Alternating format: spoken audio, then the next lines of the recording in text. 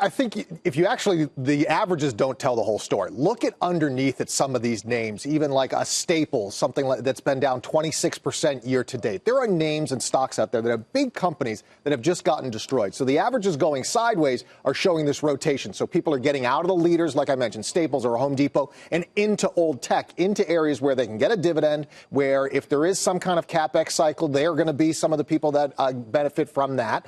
And you get a good, and it's a good value. It's the only value out there.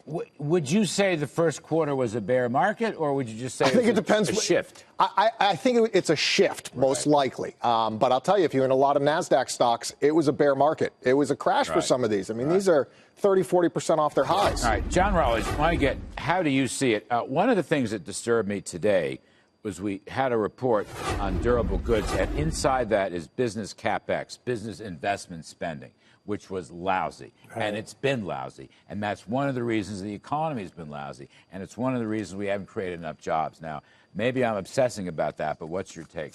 Well, it takes cash flow to make a business want to invest, first of all. And cash flow comes from raising your sales. But more than half the earnings of the S&P are offshore.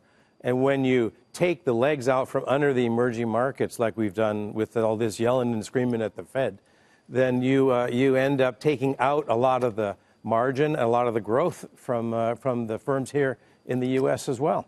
Now, do you think the yelling and screaming at the Fed is justified? I mean, what is the role of the Fed right now, as you see it, in the stock market? Well, the Fed has printed $3 trillion of excess reserves that are sitting like a big egg on bank balance sheets. They earn 0.25% interest. They could put the money to work for 5 to 10%. Big banks are doing that, and they're loaning money to hedge funds and private equity firms. Little banks can't do it because little banks are burdened by the Dodd-Frank regulations. They can't afford to. So the lending behavior of the top 100 banks and the less than top 100 banks is in the opposite direction. Unfortunately, the small banks loan money to small businesses, which is where jobs come from. So you've got a booming private equity market and a slumping jobs market at the same time.